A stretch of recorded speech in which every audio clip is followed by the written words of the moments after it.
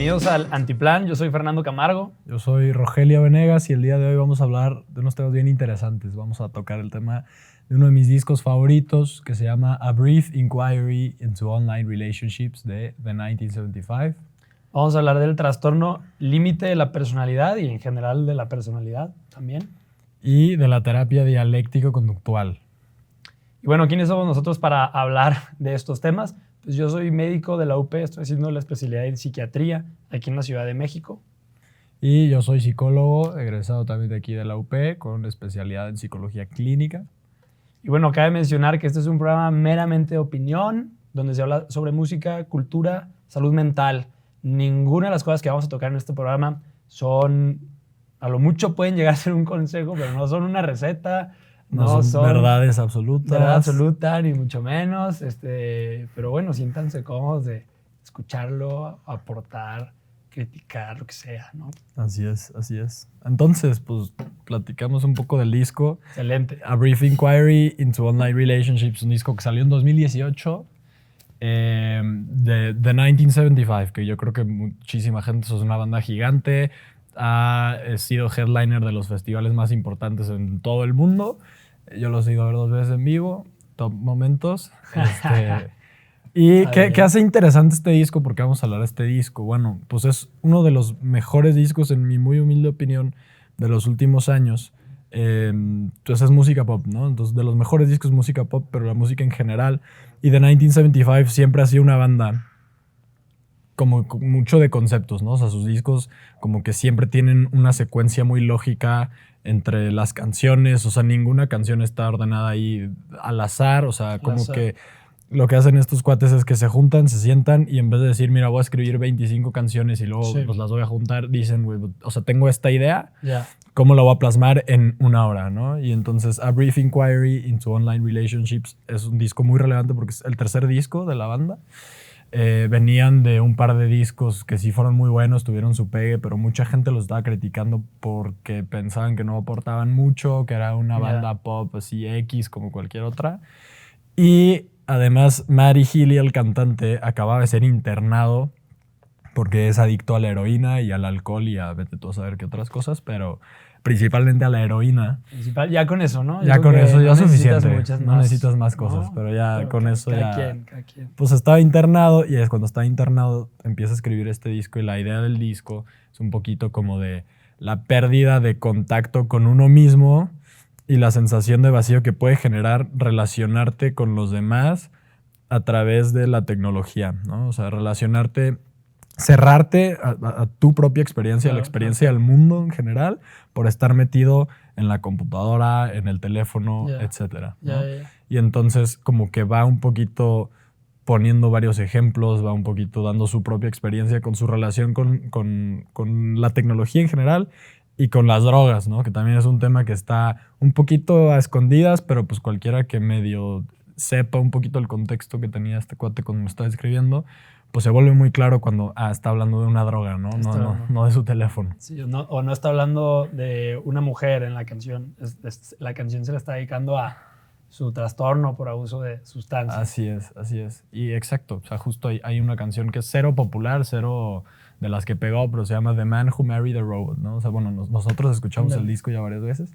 Es una rola que pues es un robot que está hablando y te está contando una historia, ¿no? O sea, usan mucha música ambiental y entonces estaba contando la historia y justo es como de que en dónde puede terminar como que un mal uso de las redes sociales, un mal uso de la tecnología en general, ¿no? Es la canción más aburrida, ¿no? Pero porque es nada más una conversación, o sea, es la voz de un robot, ¿no? Que te está hablando. Y bueno, en fin, a ver, yo creo que The 1975 en este disco ilustra muy bien una realidad que estamos viviendo todos, que, bueno, a lo mejor tú alguna vez me contaste que lo relacionaban con el disco muy famoso de Radiohead. Sí, claro. OK Computer. Que habla justamente de la tecnología, ¿no? Y ese disco se escribió ya hace... 97. En el 97, creo, hace casi 20 años, bueno, Corrigen. por ahí. De una banda muy famosa también, del Reino Unido. Y entonces 1975 quiere replicar algo que ya había hecho otro artista, ¿no? Y algo que he platicado muchas veces con Rogelio es... A ver, y que yo mismo soy de los primeros en decir que gracias a que nos juntamos a escuchar música ya logro hacer esto es poner un disco y escucharlo de la 1 a la, no sé cuántas rolas tenga un disco, 15, 9, las que tenga, ¿no? Y entender la historia que quiere contar el artista a través de ese disco, ¿no? Sí. Bueno, y en este caso, pues nos da mucho de qué hablar, sobre todo la personalidad de Matty Healy. Claro. Que, a ver, tiene unas canciones muy buenas este disco, y dices, este hombre de verdad sabe transmitir una emoción, ¿no? Como que parece que el artista vivió muy bien esa emoción y logró escribirla y logró ponerle música y hacerlo de una manera que te la transmite, Sí. ¿no? Eso es muy intenso, ¿no? Muy, muy, muy, muy, muy intenso. No sé, por poner un ejemplo, ¿no? Bueno, no nos vamos a saltar pasos. Primero vamos a hablar del trastorno de la personalidad, ¿no? Matty Healy, por lo menos nosotros especulamos, no sé si ya tenemos el diagnóstico a la mano. No, tenemos que entrevistarlo, voy a hacerle una serie de evaluaciones. Una entrevista estructural para saber. No, Matty Healy, el cantante, así es, y autor de estas canciones, tiene un trastorno por abuso de sustancias. Él consume heroína, ¿no? Tiene un patrón de relaciones interpersonales muy dañino, ¿no? Ha tenido pues ya muchas parejas. De hecho, bueno, tú conoces mejor su historial. Sí. Ha estado hasta con Taylor Swift, ¿no? Bueno, en fin. Claro. Varios artistas ya. Luego, cuando hablemos de John Mayer también va a salir otra vez Taylor Swift. Ajá. No sé si alguna vez escuchemos un disco de Taylor Swift. Quizás sí. Yo esperaría que no, pero, pero bueno. Espero que no. Pero bueno, creemos que tiene un trastorno limítrofe de la personalidad. Pero antes de hablar del trastorno límite de la personalidad, vamos a hablar de lo que es una personalidad normalmente, ¿no? El doctor Villela, José Villela, psiquiatra que nos da clases aquí en la UP, alguna vez, si no lo han escuchado hablar, da unas pláticas muy buenas. Tiene una historia de vida muy, muy, muy, muy interesante. Sobre todo tiene un discurso de la resiliencia. Pero bueno, cuando da una clase para hablar sobre, o nos dio alguna vez una clase para hablar sobre la personalidad, decía, a ver, no se compliquen, la personalidad es, sin dar una definición muy así rimbombante, tu forma de ser, ¿no? A ver, claro que en psicología, en psiquiatría, pues le echas más queso ahí a tu torta o lo que sea, crema, a los tacos, lo que quieras. Y ahí dices, no, pues es una experiencia interna que se externaliza como conductas y es estable a lo largo del tiempo, y la personalidad se puede dividir en carácter y temperamento. El temperamento es con lo que naces, el carácter es lo que vas formando, etcétera, etcétera, etcétera, ¿no? Sí, pero pues para no complicarnos. Para no complicarlos, gracias. Tu forma de ser, ¿no? Y hay unas formas de ser, esto suena muy mal, pero hay unos, en psiquiatría y en psicología se estudian los trastornos de la personalidad, ¿no? Que son personalidades que por su forma de ser pueden llegar a hacerles a esas personas y a los demás disfuncionar, ¿no? Entonces, el trastorno límite de personalidad se encuentra dentro de un grupo de trastornos, ¿no? Que son los del clúster B. Los trastornos del clúster B se identifican principalmente por dos elementos: inestabilidad afectiva, o sea, que no pueden controlar sus emociones, que les cuesta mucho trabajo controlar sus emociones, y impulsividad. Claro.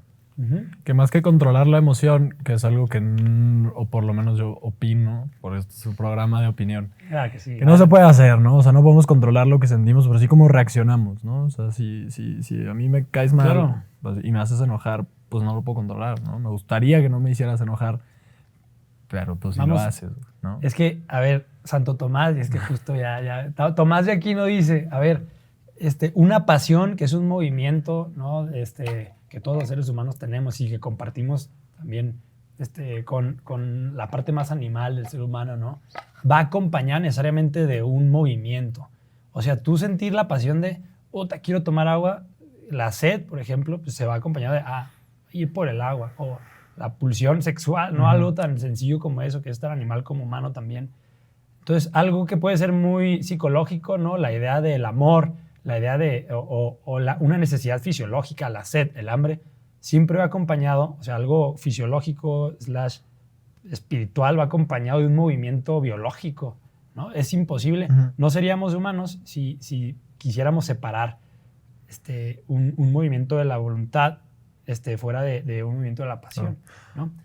Ahora, regresando al tema de la personalidad, una persona altamente inestable afectivamente y con mucha impulsividad. Los pacientes que padecen de un trastorno limítrofe o límite de la personalidad, pues tienen varias características que son, y las podemos complementar porque no me las, se me van a olvidar. Entonces, no, pues que tienen un patrón de relaciones interpersonales con miedo, mucho miedo al abandono, ¿no? Con muchos intentos de no ser abandonados, Claro. Tienen muchas conductas de riesgo, favorecidas por su impulsividad y por su inestabilidad afectiva, arranques de enojo, de ira, pueden ser agresivos contra ellos mismos, tienen autolesiones, se hacen mucho daño. ¿Y por qué se hacen daño? A la gente se le puede hacer muy aparatoso. Pues claro, tú ves en urgencias y ves un cuate que tiene, ¿no?, cortadas. O en tu consulta, ¿no? Pues me volví a cortar, me volví a inducir el vómito, me volví a drogar. A drogar. Pero eso tiene una explicación, que tienen una manera de sentir tan fuerte y son tan vulnerables, tan sensibles a las emociones, que su manera de lidiar con esas emociones muchas veces regresar al presente, pero necesitan un estímulo muy fuerte para regresar al presente, claro. ¿no? Que puede ser hacerse daño a ellos mismos. Eso les calma mucho. Por eso hay que entender las conductas autolesivas como muchas veces en estos pacientes, pues un mecanismo para lidiar con su emoción. Con su malestar emocional, así es. Sí, claro. Sí, y al final del día, o sea, la vulnerabilidad emocional, ¿no? O sea, bueno, más que nada, antes de empezar con esa explicación, pues cómo se trata este trastorno, ¿no? Porque, pues, digamos que hay un mundo de tratamientos, de corrientes psicológicas para abordar diferentes temas. El TLP básicamente se trata, o el tratamiento que tiene mayor evidencia es una terapia que se llama terapia dialéctico-conductual, que se desarrolló en los 70s, más o menos se empezó a desarrollar en los 70s, por una Marsha Linehan, que ella era paciente con TLP y dijo, a ver, los tratamientos convencionales no están funcionando. ¿Por qué? Porque la gente no está entendiendo que la gente con TLP tiene una vulnerabilidad emocional importante, o sea, siente muchísimo, de forma desmedida, súper intensa, y se tarda mucho en regresar a la calma, ¿no? Entonces, o sea, yo siento la emoción súper intensa y me quedo ahí muchísimo tiempo, y entonces en lo que regreso a la calma, pues tengo que buscar formas como de regresar a la calma más rápido, ¿no? Claro. Y entonces, pues uno va aprendiendo que, pues, no sé, me corté y justo el dolor me hizo regresar al presente, entonces pues ya funciona. Entonces es un reforzador positivo que va a aumentar la probabilidad de que siga ejecutando esta conducta. Sí. Y entonces, ¿qué es lo que pasaba? Que antes, en los tratamientos convencionales, que pues en este caso era la terapia cognitivo-conductual, que está teniendo un auge muy importante, que su tesis principal es lo que tú piensas es una interpretación de la realidad. Y si o más bien lo que te hace daño es una interpretación errónea de la realidad. Claro. Entonces tú vienes conmigo a consulta, y te va a ayudar a cambiar tu forma de interpretar la realidad porque está mal. Porque está mal. Si tú le dices eso a un paciente con trastorno límite de la personalidad, te va a mandar por un tubo, porque lo que pasa con estos pacientes es que por su manera tan intensa de ser y de sentir, muchísimas veces, o la gran mayoría de las veces, su ambiente los invalidó mucho, los hizo a un lado, los apartó, porque son los intensos, son los raritos, son los dramáticos. O sea, por eso lo que decías, ¿no? Se ve muy aparatoso cuando alguien pues tiene los brazos todos sangrados, ¿no? O te dice, me tomé un bote de pastillas. Claro, es muy aparatoso, pero la gente no, o sea, es gente que es muy incomprendida, ¿no? Entonces hay que tener mucho cuidado con eso. Y la DBT justo lo que hace es balancear, o sea, es dialéctico porque pues todo el tiempo hay dos puntos en contraposición, que la idea pues es que colisionen y salga una nueva, una síntesis, ¿no? Entonces el balance aquí sería entre el cambio, que es lo que dijimos, y la aceptación, ¿no? Entonces entiendo que te sientes de esta forma, pero cortarte no es la mejor estrategia para lidiar con tu malestar y te vamos a enseñar unas nuevas, ¿no? Así es. Algo que usa mucho la DBT, o sea, la dialéctico-conductual, DBT por sus siglas en inglés, es que se valida la emoción, ¿no?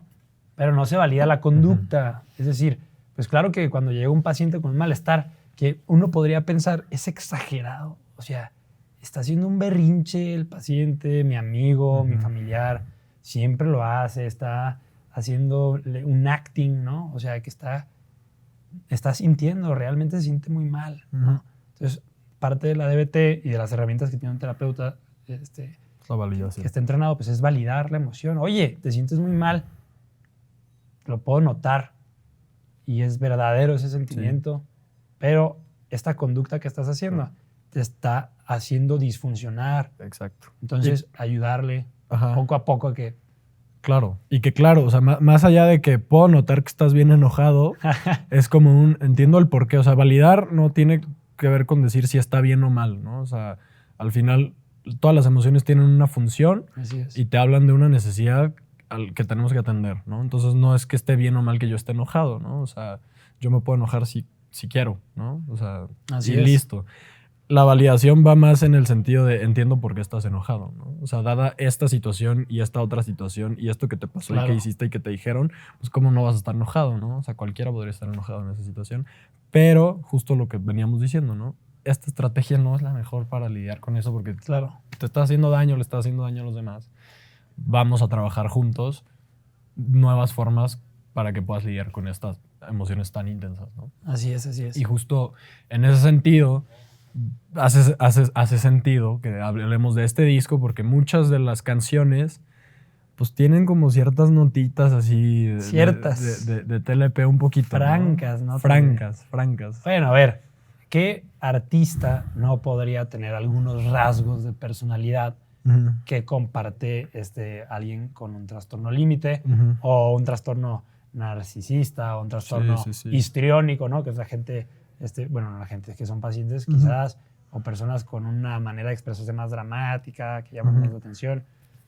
Pues muchos artistas tienen rasgos que les ayudan a ser más dramáticos, que les ayudan a vivir más intensamente las emociones que los mortales, ¿no? Sí. Quizás no, por decirlo de una manera.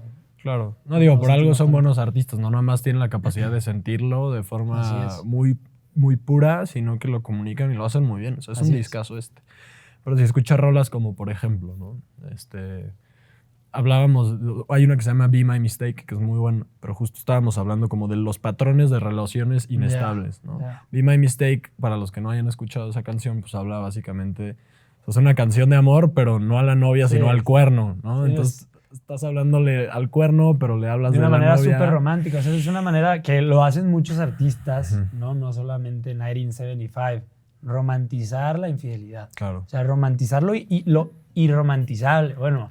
Quizás de manera romántica... Lo que te hace daño, ¿no? Ajá, lo que te hace daño, pero ¿por qué? Por la emoción, ¿no? Porque le das un mayor peso a la emoción que a las consecuencias graves que puede tener quizás pues dejar un compromiso muy grande, algo que estás haciendo por bien tuyo, ¿no? Claro. Cuando te fijas en las clasificaciones diagnósticas de un trastorno de la personalidad, en psiquiatría hay muchas maneras de decir que una personalidad está errando, que está mal, que hace daño, ¿no? Y ponen un chorro de características, ¿no? Tú ves el DSM y ves del 1 a la 9, si tiene 3, no, pero te das cuenta que hay unas que parecen primar más, ¿no? La sensación de vacío, la falta de identidad, ¿no? De no saber quién eres. No saber quién eres, pues te hace devaluar a los demás porque no sabes cuánto van los demás y exaltar demasiado a otros. Entonces una persona con TLP te va a devaluar y luego te va a decir que eres el mejor, ¿no? Exactamente. Y así, súper rápido. Entonces, ¿por qué saco esto a colación? Porque en Be My Mistake, por ejemplo, es una manera de decir lo que cuenta es la emoción, ¿no? Porque pues se va a sentir muy bien. Y como yo siento mucho, pues sí, quizás tengo una novia, pero me basta una chispita para que se encienda un megafuego y no lo puedo evitar. Claro. Como no lo puedo evitar y me cuesta mucho, es más fácil romantizarlo. Y que al final del día, pues justo, o sea, lo pone de esa forma porque no nada más es de que me cuesta mucho mantener el compromiso, que puede ser verdad o puede ser mentira. Así es. Pero precisamente, o sea, no solo es una emoción, ¿no? Que es algo que pasa mucho con la gente en general. O sea, sentimos un montón de emociones a lo largo del día. Somos malísimos para identificarlas. La neta, si te preguntara así, dime 6 emociones. Sí, dime 6. 6. Bueno, son muchísimas. Dime 3. Pero sí, justo, ¿no? O sea, es la idea de ponerle el cuerno a mi novia, no nada más pues, va de acuerdo a lo que yo siento y quiero, sino que me va a ayudar a sentir muchísimas emociones que además me va a dar chamba porque yo me dedico a hacer canciones, ¿no? Y entonces ahí es como que un ciclo Así interesante. es. Pero otros criterios, ¿no? Por ejemplo, el consumo de sustancias. It's Not Living If It's Not With You es una canción que suena muy romántica, que está hablando Buenísima. aparentemente de una mujer o un hombre, De vete tú a saber. Danny Lee. De Danny. Bueno, la historia habla de la historia de Danny, ¿no? De un Ajá. cuate, ¿no? Pero si tú escuchas el coro y nada más escuchas lo que dice el coro, pues parece que será una canción de amor, pero, Sí. pero habla de su adicción a la heroína. Que se le ¿no? está dedicando Entonces, a la heroína. o sea, no es vida si no te tengo, ¿no? ¿Heroína o villana? Heroína. Heroína. Pues no sé, hasta ahorita, bueno, le ha ido bien. Le ha ido bien. Pero sí, ¿no? O sea, la sensación de vacío, que es otro criterio. Hay una canción que se llama I Always Wanna Die Sometimes. Sometimes. Ajá. Que justo, o sea, es muy interesante como si ves la personalidad de Matty Healy, o sea, no nada más en el disco, sino ves entrevistas, lo escuchas hablar. O sea, es un cuate. Cuando yo lo vi, lo he visto 2 veces. Una fue en el Corona Capital del 2022 y el cuate salió, Hecho, o sea, mole. O sea, terminó el show una canción antes y lo estaban cargando 2 monos de 2 metros así, se fue así, pero... Qué lástima. Ajá, mal. Y ya la segunda no tanto porque era un show mucho más grande y... Ya. Se controló. Era más controló su importante. impulsividad, Ajá. su impulso. Pero el cuate es muy impulsivo, ¿no? Y entonces, en ese sentido, pues el disco como que tiene mucha relación con este trastorno, ¿no? Entonces ahí habíamos hablado que se trata con la DBT, que es esta terapia que va a estar balanceando la aceptación y el cambio. Aceptación Y tiene cambio. diferentes componentes, ¿no? O sea, es un tratamiento muy complejo, es muy bueno, es muy interesante y ha mostrado evidencia para muchos otros trastornos, pero se diseñó como a la medida para la gente con TLP. Y además de, pues, normalmente un tratamiento psicológico, pues vienes conmigo a sesión 1 vez a la semana, me pagas y vamos trabajando y listo, ¿no? En la DBT es diferente. Son varias cosas, Son varias ¿no? cosas. DBT es un chorro de O sea, si tú componentes. tuvieras TLP o cualquier otra cosa que se pudiera beneficiar con DBT, Con- ajá, vienes conmigo, yo soy tu terapeuta individual, tratamos las cosas individuales, tú y yo, etcétera, y después tú decir, ok, todo muy padre, pero tú me ves los miércoles, los viernes vas a ir a un grupo con más pacientes como tú, ¿no? Con la misma sensibilidad, intensidad. Impulsividad, etcétera. Y van a estar trabajando habilidades para regular tus emociones, para que toleres el malestar, para que tengas relaciones personales muchísimo más efectivas, ¿no? Claro, o sea, entrenas habilidades para hacer peticiones, para expresar tus necesidades, que son cosas que estos pacientes en particular, por la intensidad de sus emociones, pues cuando quieren expresar su necesidad emocional... Lo hacen muy mal. Lo hacen más que disfuncional, o sea, no es efectivo, porque si yo necesito algo y te lo pido a madrazos, pues no lo voy a conseguir, ¿sabes? Pero eso aplica y es bien chistoso, porque esos talleres de habilidades que la terapia dialéctico-conductual o DBT ofrece a los pacientes con trastorno límite de la personalidad son herramientas que le sirven a todos. O sea, entras a una sesión y te dices, bueno, ¿cómo comunicarte mejor? ¿Cómo decirle a alguien que lo quieres? ¿Cómo decirle a alguien que no? ¿Cómo decirle a alguien cómo decir que no? O rechazar a alguien. Sienten tanto los pacientes con trastorno límite de la personalidad que tienen esto que es como una falsa empatía. Y yo sé que faltan más de elementos de la DBT, ahorita vamos a seguir. Tiene una falsa empatía. En piso de hospitalización, por ejemplo, pues es normal que los pacientes que están hospitalizados en un hospital psiquiátrico pues entren por un tema delicado que es la intención de suicidio, ¿no? Que puede ser de una letalidad baja, pero como van escalando, como los pacientes tienen que sentir cada vez más, ¿no? O su malestar cada vez es más fuerte, cada vez sus intentos son más fuertes. Entonces muchas veces terminan en un hospital psiquiátrico para contención de riesgo. Entonces pasa que cuando en un hospital un paciente de al lado se siente mal, es normal, o no un paciente de al lado, es lo que yo he visto, puede ser en su casa, se sienten muy mal, llegas con el paciente, oye, ¿qué pasó? Estás muy desregulada, ¿no? Emocionalmente, ¿qué te pasó? Es que el paciente de al lado se puso mal y la está pasando súper mal y está mira, llorando y pero el paciente de al lado ya está bien, o sea, nada más se pegó en el meñique y ya. No, pero es que se siente bien. Tienen esta cosa que se llama difusión de la identidad y falsa empatía. Bueno, yo le llamo así, quizás bien o malamente, ya me corregirán mis maestros. Pero que claro, la empatía no es sentir lo que siente el otro, ¿no? tiene más que ver con entender por lo que está pasando a otra persona, validar su emoción, pero no necesariamente el más empático es el que siente más. Y sobre todo que es muy difícil, o sea, nunca vas a sentir, o sea, tal vez sí, ¿no? Pero es muy difícil sentir lo que siente el otro, ¿no? O sea, Claro. Muchas veces si un paciente está hablando contigo y te está contando algo que lo pone muy triste, pues a mí me puede poner muy enojado lo que me está diciendo, ¿no? Pero justo lo que dices, ¿no? La empatía viene desde la parte de comprender por lo que está pasando la otra persona y entender de qué manera yo le puedo ayudar, ¿no? Así es.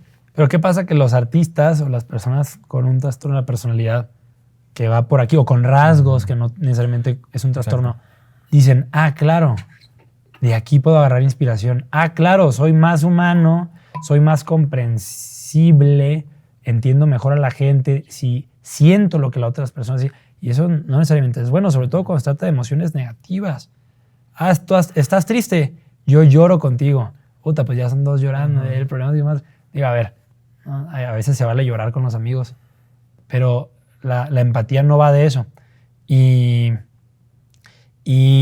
las herramientas que se dan en los talleres de terapia dialéctico-conductual son back to basics, 101, psicología de calle, fundamental para todos.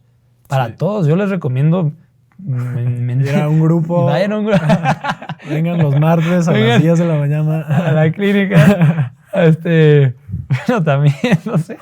Pero sí es algo, o sea, sí, lecturas recomendadas, pues hay manuales donde vienen las diferentes habilidades y que uno como, pues tú las estudias para enseñárselas a la gente, pero aprendes muchísimo explicándolas, ¿no? Porque luego dices como, ok, teóricamente esto tiene sentido porque, etcétera, lo que tú quieras, ¿no?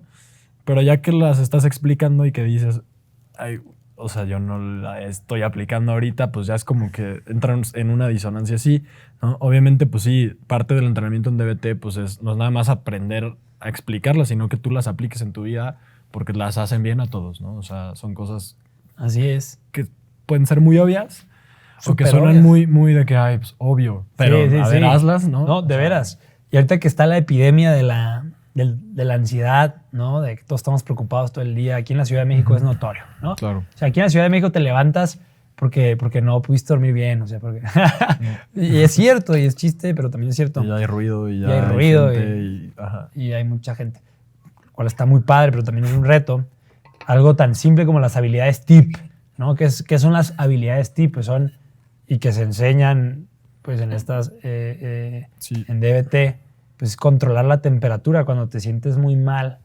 A los pacientes en hospitalización o en urgencias o lo que sea, les pasas un hielo.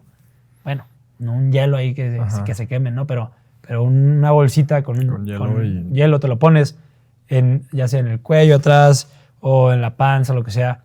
En la cara. En la cara, ¿no? Y te regresan al presente, ¿no? Porque es un estímulo fuerte que te trae otra vez al presente, que te quita o desplaza esa emoción negativa. Sí. Intensidad, ¿no? Hacer ejercicio con intensidad, quizás. Claro. O hacer incluso lagartijas, parece que extraño, con los puños. Pues porque, claro, no solo es cansado para quien no haga lagartijas, sino el contacto de los... quien no las haya hecho, hágalas, hazlas. Te trae al presente, te duele, ¿no? Claro. Y muchas veces las emociones fuertes, como la ansiedad, por ejemplo, o bueno, una ansiedad muy fuerte, estar pensando en el futuro, estar pensando en cosas que no pasan, pensamientos catastróficos, ansiedad o miedo anticipado, ¿no? Cosas que no pasan, tú las emociones las piensas para mal, como si ya estuvieran pasando. No, regresar al presente, ¿no? Sí, y que es muy importante. O sea, hay varias habilidades que se enseñan y dependiendo de la naturaleza de la crisis, por así decirlo, porque, pues bueno, no es clase de DBT, pero, pero dentro del módulo de tolerancia al malestar se enseñan habilidades que se usan en momentos de crisis, que es cuando estás teniendo una emoción muy intensa que te está poniendo en riesgo a ti o a los demás, ¿no? Entonces, en una escala del 1 al 10, las crisis se clasifican del 8 al 10, ¿no? Entonces, si tienes una emoción con intensidad 7.9 para abajo, vas a usar estas habilidades. Si tienes del 8 al 10, vas a usar estas.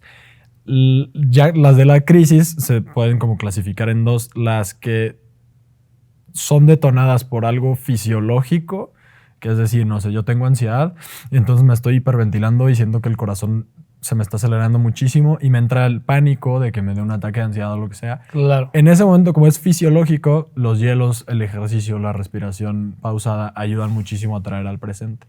Si la crisis se detona por un pensamiento, mismo ejemplo con la ansiedad, pero yo estoy pensando me voy a morir, me voy a morir, me voy a morir, me voy a morir. Claro. Se usan otro tipo de herramientas que ayudan más que a fisiológicamente traerte al presente, que con la mente, o sea, pienses en otras cosas que pues justo te puedan traer al presente, ¿no? Es un tema más atencional, pero justo todo se trata de estar en el momento presente, ¿no? O sea, la DBT es una terapia que jala otra vez al centro, a lo que es esencial, a lo que significa ser humano, ¿no? O sea, es muy... A mí me gusta un montón, la verdad.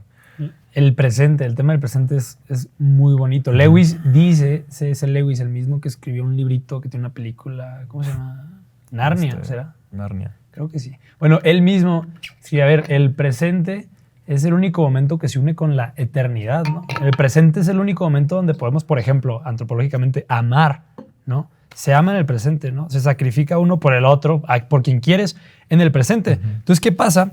Las personas que no pueden vivir en el presente, que están pensando o en el pasado porque están muy deprimidas, en un trauma, están reexperimentando, o en el futuro porque están muy preocupados, no, parecen que son egoístas porque solo están pensando en cosas de ellos mismos o de otras personas, pero no pueden tener una conversación porque están ansiosos. No puedes pensar en los demás porque estás ansioso. No puedes. Es difícil amar fuera del presente. Es difícil ser feliz fuera del presente. Es complejo. Sufren mucho las personas que están fuera del presente, ya dígase dentro o fuera del trastorno limítrofe de la personalidad. Sí, y al final del día, que esto es muy importante y es como el centro un poco de la DBT. Otra cosa es que cuando uno se está entrenando, capacitando en DBT, empiezas a ver muchas cosas, ¿no? O sea, como que tienes una visión del mundo tal vez distinta que en otras terapias y la DBT tiene una lista de supuestos que son cosas como que tú, si quieres hacer DBT, pues tienes que comprar, ¿no? De que esto es cierto, ¿no? Por lo menos ahorita que estoy yo de DBT. Exacto. Esto es cierto. Y tiene dos, las primeras dos son, neta no sé cuántas son, pero son un montón, pero las primeras dos es de que todas las personas hacen lo mejor que pueden y todas las personas quieren mejorar, ¿no? Entonces, en ese sentido, la lucha de estar en el presente, pues todos la hacemos de una manera u otra, ¿no? Vamos aprendiendo algunos mecanismos que tal vez nos hacen un poco más de daño, que son más disfuncionales, y otros que tal vez no, pero al final del día, pues la DBT compra que todos estamos en el mismo barco, ¿no? Entonces, eso, en ese sentido también viene un poco desde el amor, o sea, desde el decir, ok, mira, o sea, yo no soy perfecto, yo sé que esto funciona, lo he leído, lo he estudiado, lo he entrenado, lo he aplicado y he visto resultados y hay un montonal de artículos que lo demuestran. Te voy a, como yo puedo y como está estipulado en la terapia, pues te doy estas herramientas a ti que parece ser que tal vez estás teniendo mecanismos medio difíciles, ¿no? Entonces es como que sí, mucho la empatía, que es el comprender por lo que está pasando el otro, validarlo, pero pues también ayudar al cambio, ¿no? O sea, es como que muy motivante. Así es. O sea, creo que se llega a un punto de quiebre, a un planteamiento de qué vas a hacer con tu emoción, ¿no? Que no tiene nada, sentir, ¿tiene algo de malo? Pues no. Hay una diferencia muy grande entre sentir y consentir, ¿no? Que más bien consentir es cuando ya tomas acción de ese sentimiento que tienes, a favor de ese sentimiento. Quien tiene un trastorno de la personalidad como el que estamos hablando, que son una parte muy baja de la población en cuanto a porcentajes. Pero es mucha gente. Aunque es mucha gente, así es, pero no somos la mayoría, ¿no? Quien tiene esto, pues no le cuesta mucho trabajo decidir qué hacer con su emoción, ¿no? Y pueden tomar, pues sí, actitudes, conductas que los ponen en riesgo a ellos y a los demás, ¿no? Entonces la pregunta que podríamos plantear aquí en plan o en antiplan, ¿no? Sería, ¿qué haces tú con tu emoción? ¿No? ¿Has tomado una decisión errónea durante una emoción muy fuerte? ¿No? No sé, a lo mejor porque estabas enojado, a lo mejor porque te hicieron... O alguien te ha herido a ti porque estaba bajo una emoción. Entonces es cuando aplican estos dos supuestos, ¿no? Sí. Ir pensando más bien, bueno, a lo mejor le cuesta mucho, ¿no? Está haciendo lo mejor que puede hacer esta persona. ¿Cómo le puedo ayudar más a que trabaje mejor con su sensibilidad muy o sea, particular. en general, sí. ¿no? Entonces, ojalá algún día podamos tener a Mari Gili aquí para A Mari ayudarle. Gili, oye, campeón. Oye, ¿qué haces con tu emoción? Las hago canciones de Megadiscos. Sí. Megadiscos es millonario. Escúchenlo. Es increíble, escúchenlo. A Brief Inquiry into Into Online Online Relationships. Así es. Y pues bueno, mi Fer, yo creo que eso sería todo por el capítulo de hoy. Oh, Muchísimas gracias a todos por escuchar, por conectarse aquí al Antiplan. Y pues nos vemos en el próximo capítulo. Yo soy Rogelio Venegas. yo soy Fernando Camargo. Nos vemos Hasta en el próximo luego. episodio. Bye.